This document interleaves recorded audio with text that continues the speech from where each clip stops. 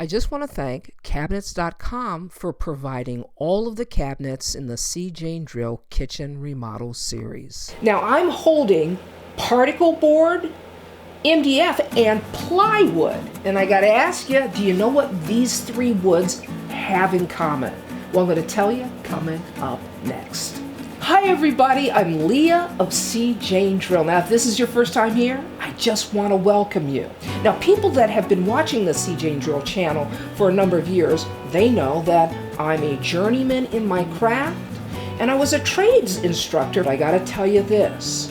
Recently, we decided to do the masterclass series for a kitchen remodel, and I had to look for cabinets. And even though I've been in this industry for 25 plus years, even I'll be honest, got a little confused when it came to selecting a cabinet. So what I'm going to do in today's video is I'm going to share with you everything you need to know so you don't go down that rabbit hole on how to make a smart selection regarding kitchen cabinets. In the beginning of the video, I told you about three materials that had something in common: plywood, MDF, and particle board. And all three of these materials are used in cabinet construction to make the cabinet box. Now we're going to start off, let me slide this off here, we're going to start off with particle board. Particle board is made with wood fibers and sawdust and adhesive, and it's pressed into sheets and then cut. Now this makes for an inexpensive cabinet. If you're on a budget and you're looking for something inexpensive, chances are you'd find cabinets made out of particle board. But the downside with particle board is it doesn't have a lot of holding power for screws and fasteners, and if it gets wet, it starts to deteriorate. And for that reason, I stayed away from cabinets made with particle board. Now next up is MDF, and MDF is like its cousin, particle board, because it's made out of sawdust and adhesive. Where it's different, however, is it's a lot denser and it's a lot heavier of a material. But here's the thing, where it's alike is it doesn't hold screws very well. And the other thing is, like particle board, once it gets wet, that's it. It starts to swell. And for that reason, I decided against MDF. Last up is the material I selected for my project, and it's plywood.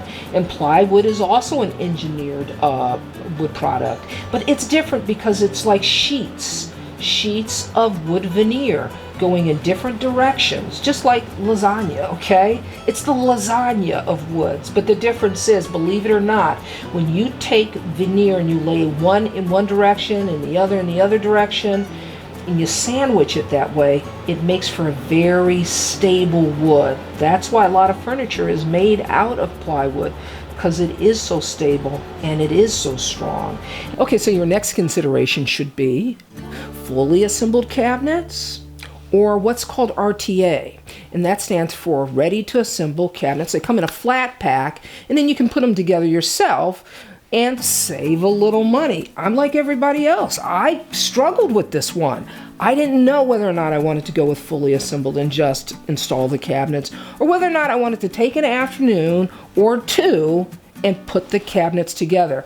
But at the end of the day, I decided, well, I'm a little lazy, but my time's valuable too, so I decided to go with the fully assembled cabinets, and that's a decision you'll have to make. Now the next component to selecting kitchen cabinets is really kind of fun, and it's where your personal taste comes in, because it's about style and it's about color. Now I can't tell you what you like, okay, but I can tell you this, and that is the vast majority of cabinets that are selected are white.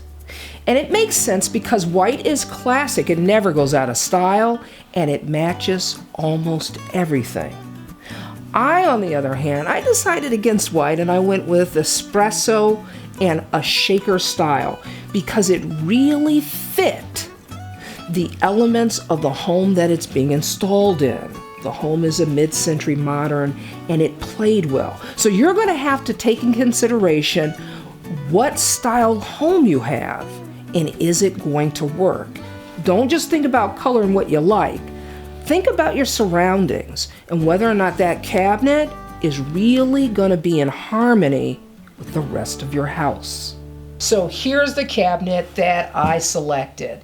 It's from cabinets.com. It's from the Deerfield line. It comes fully assembled. Here are the plywood sides. It has a plywood bottom and back, and the shelves are plywood as well. And remember, I talked about the importance of that. Now, I'm going to slide the cabinet around to the front so you can get a good view.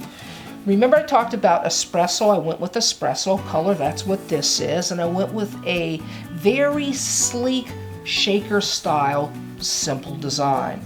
But there's something that's referred to often in cabinets, and a lot of people are not aware of what it is. And it's called a full overlay versus a traditional overlay, sometimes called standard overlay.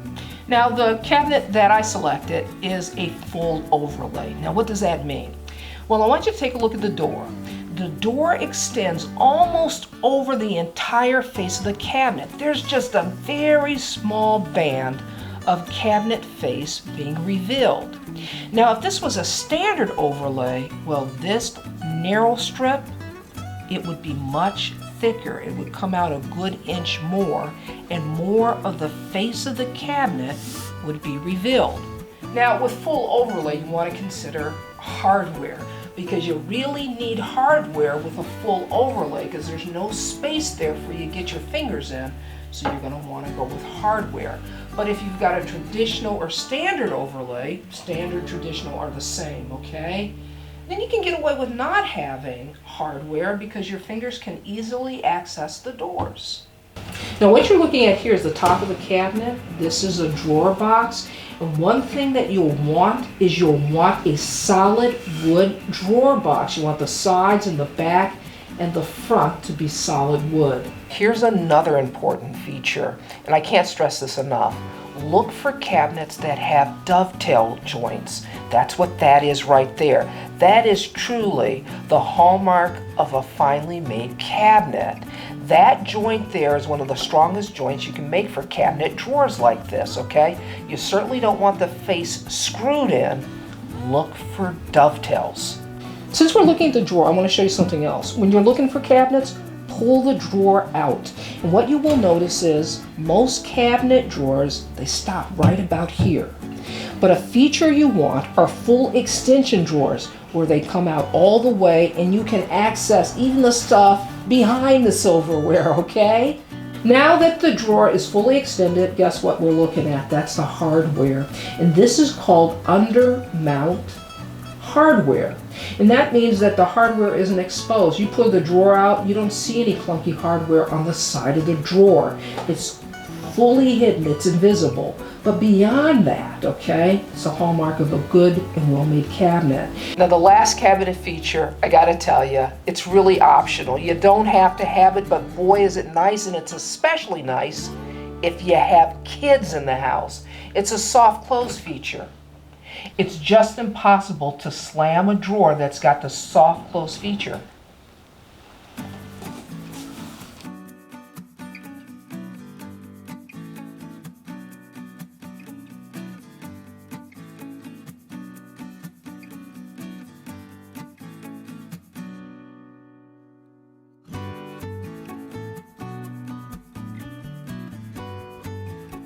So that's it, folks. If you're looking for kitchen cabinets, hopefully this video answered a lot of questions and will save you time. Now, I'm going to place a link in the description below to cabinets.com so you can check them out for yourself. This is Leah saying you can do this. See you next time.